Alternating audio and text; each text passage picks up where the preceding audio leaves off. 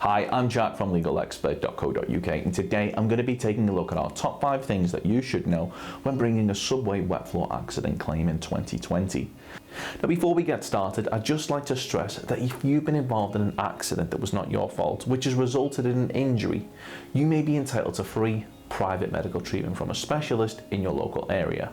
Now, legalexpert.co.uk is open 24 hours a day, 7 days a week, and we offer a completely free consultation. So to find out if you're eligible for free private medical treatment, contact us on our free phone helpline, which is 0800 652 7676, or by visiting our around-the-clock live chat service at legalexpert.co.uk.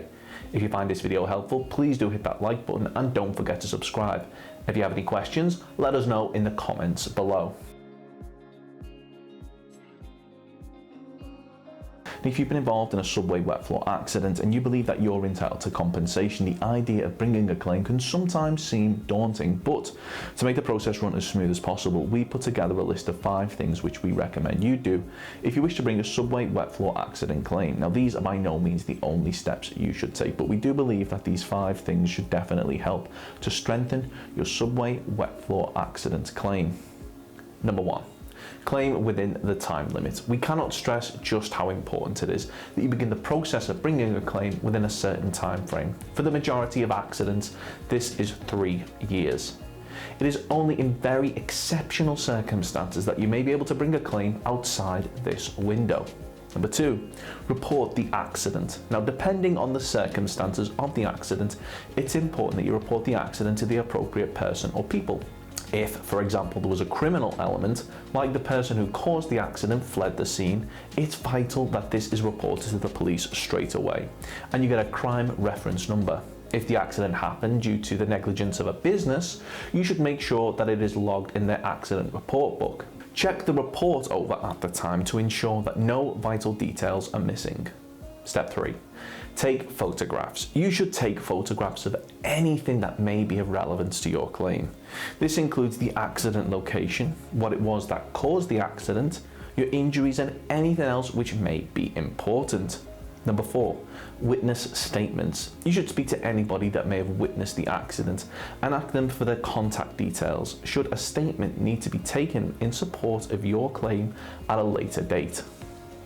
Number 5, medical assessment. Now, we cannot stress just how important it is, not only for your health, but also for your case, that you have your injuries assessed by a medical professional as soon as possible. Not only will this mean that they'll be able to advise you on what they believe your best course of action is in terms of recovery, but there will also be documented evidence of your injuries on file, so you should keep track of when and where any medical assessments in relation to your injuries from the accident took place. Bonus tip: speak to an expert in order to help you establish what your options are. If we believe that we're able to assist you, we may offer to represent you on a no-win, no-fee basis. This means that there's no upfront fees, and if your case was to lose, then there's not a penny to pay. You can speak to us by calling our free phone helpline on 0800 652 7676, or by visiting our around-the-clock live chat service at legalexpert.co.uk. We're open 24 hours a day, 7 days a week, so you can speak to us whenever you'd like. So if you've been involved in a subway wet floor accident which has resulted in a personal injury and you believe that you're entitled to compensation, we'll be more than happy to hear from you. You should bear in mind that if you're successful in your claim for compensation, the cost of any private treatment should be covered, as well as any loss of income from time off work which may be claimed back for when bringing a claim for compensation. If we take your case on, we'll be happy to put you in touch with a medical specialist in order to further aid your recovery, should you require any further treatment, and aim to find you one in your area so that you're not having to go out of your way. We'll go over: how much compensation do you get for slipping on a wet floor? How much compensation for slipping on wet floor? I fell at McDonald's on a wet floor. Slip and fall compensation calculator. Slip and fall compensation amounts. Average payout for slip and fall UK, and wet floor sign but still fell. Of course, the circumstances of each incident are never the same, and whether or not you believe you have a valid claim, it's always advisable that you speak to an expert on the matter. So if you'd like further assistance, we are personal injury claim specialists.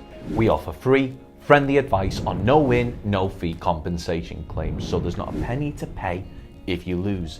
Get the maximum compensation that you deserve. We're rated 4.8 out of 5 stars, and we have specialist solicitors with up to 30 years experience.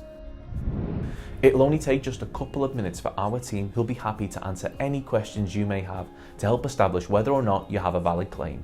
Call now on 0800 652 7676 or visit our live chat service at legalexpert.co.uk. Don't forget to subscribe, as we'll be uploading helpful videos just like this one on a regular basis. You can also check out one of our recommended videos or head over to legalexpert.co.uk, where you can read community questions on our forum, get free advice from our live chat, read articles and seek assistance for compensation on a no-win, no-fee basis with your personal injury claim.